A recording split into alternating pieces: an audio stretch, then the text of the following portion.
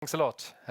Yes, I really like the conversation here, talking about contribution to the future. And the question is, how do you do that without being fluffy words? And working with sustainability, you tend to be a master of fluffy words.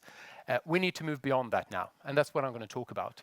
So if we're going to aim for net zero emissions in a few decades, that's a transformation unheard of. So innovation is all over the place. But for very long, that's not been the case. Innovation was not really on the table. For climate negotiations, for most people working, it was about looking at the problem and trying to say, how do you reduce a problem?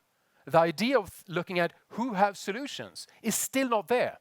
And I'd like to remind you that even this summer, when the UN called for corporate actions, they said, who can claim they reduce their emissions the most? They didn't ask, who can come up with solutions?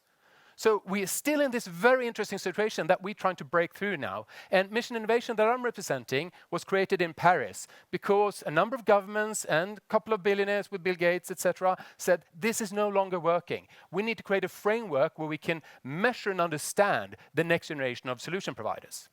So we are so often in the idea that we're still in this world. We talk about innovation, but then we think incremental. We talk about carbon taxes and all these incentives that are from an old world, or environmental labels. You know, you look at something and then say, how do we improve that?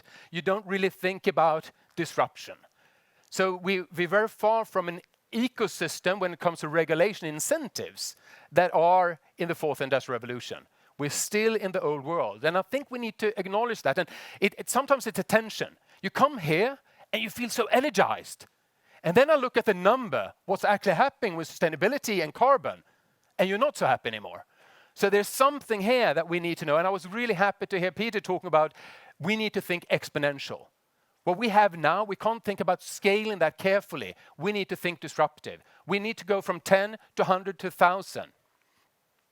And mentally, I think that's the most important thing. We need to move from footprint to handprint. Environment has been about guilt and what you have done and what sort of your history. We need to shift that and say, what do you give? What is the future you're creating? But when you look at the current framework, when it comes to carbon, for instance, companies are asked, how much do you emit? There's no framework. And investors are asking, what's the risk? What is your carbon exposure? They don't look at what your solution are and what's the opportunity for you. And not just on the margin, but to grow fast. And we'll look into that, but it's changing. And I think it's one of the most important changes that we see here is a deep fundamental change about what a company is about. It's not about management and managing and making sure that you have return on investment. It's about a purpose. And when you have the slowest, most obstructive people recognizing that the Business Roundtable, for instance, in the US, saying we need to look at what is the purpose beyond profit, then something has happened. Because basically for the 100 years, last years, we were living in a society when we needed more. So for a company, it was quite easy to work. You know, I need to be more productive. I need to see what I do, and I need to make sure that I do that a bit better. Now we need to ask much more fundamental question. What am I giving to society? Am I really relevant? How do I make the world a better place? And I think it's fair to say that Paul Perlman, from Unilever, has said, when we started as a company, we helped people move from being sick to feel better. People were dying for bad health. People were proud to work at Unilever. What do we do now? We provide another color on the toothpaste. Great, and we win a marketing campaign, and people are very smart and lots of innovation. But what do we really contribute to society? We need to reboot and think about what is our purpose here. And he was also being asked by McKinsey and others, why do we have people leaving our companies that has much higher salaries to move to you? Because a new generation of staff is also asking for purpose. They're not asking just for a nice salary and some sort of inspirational workshops where you laugh and have a good time. They also want to look at what do they give to society. But if that's going to be more than a buzzword, you need to measure that. And what we try to do there is working also with financial institutions. How do we move away from ESG, the guilt part? And that's important. But we want to look at green revenues. How can you start measuring you as a company? If you're serious, you should look at your revenues and say, how much of my revenues is doing what in society? Not how I produce things, but what is the impact of what I sell and provide to society. And that's what we do. So these are just 3 examples of the kind of frameworks that we do. We help different institutions and companies to move from a reactive perspective to an opportunity perspective. That's sometimes a big challenge. Many people who are responsible for sustainability, they don't like innovation. They like supply chain management. They like ISO certification. That's sort of their world on dealing with things in a reporting way. It's not about business innovation transformation. That's scary. And at the same time, we have people on business development and innovation who think this with sustainability is just something fluffy on the side. You know, it's not really core, it's not really clear and measurable. So how can we start squaring those 2 worlds? And that's what we're trying to do now and say, how can we start to measure these things? And how can we start looking in the real transformation that is happening?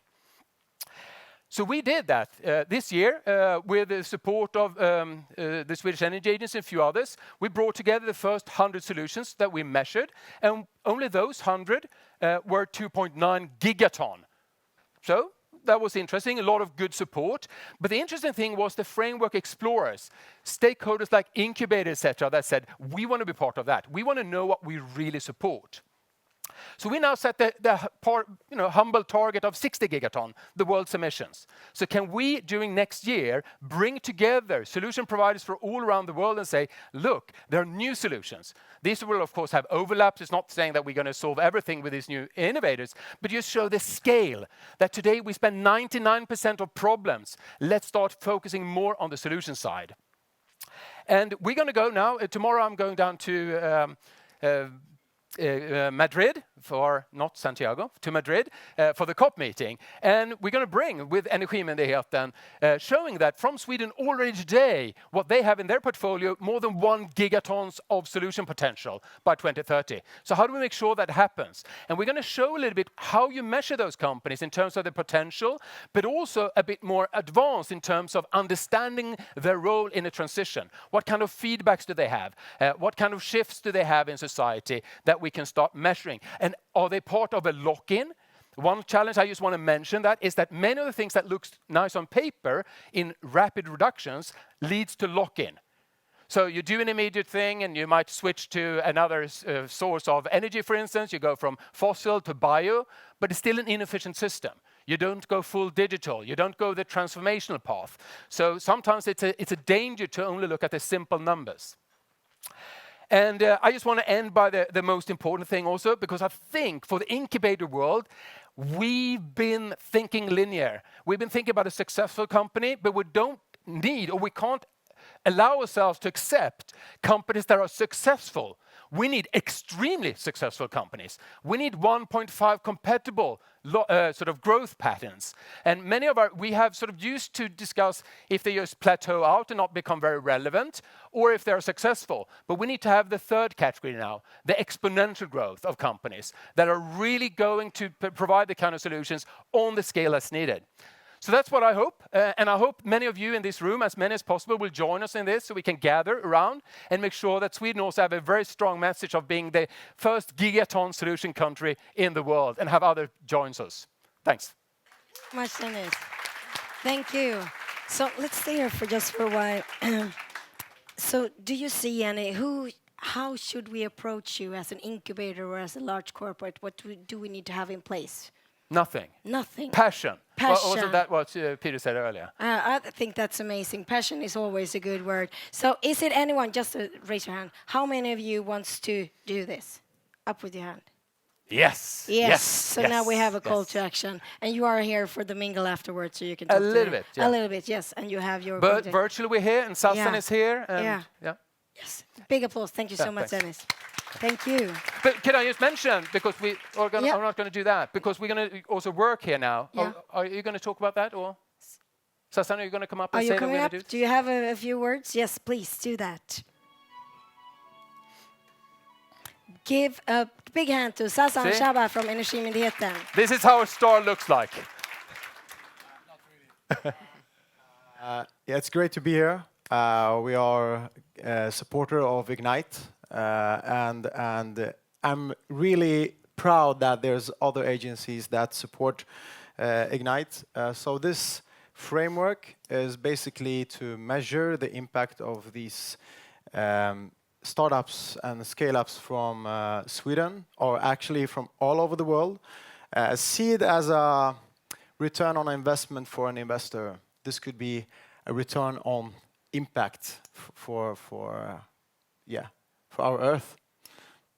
That's it. That's it. And you are here to discuss this more, and Energimyndigheten has a lot of things going on in these questions. So please give Sasan and Dennis a big hand and talk to them more later on. Thank you so much, Sasan. Thank you.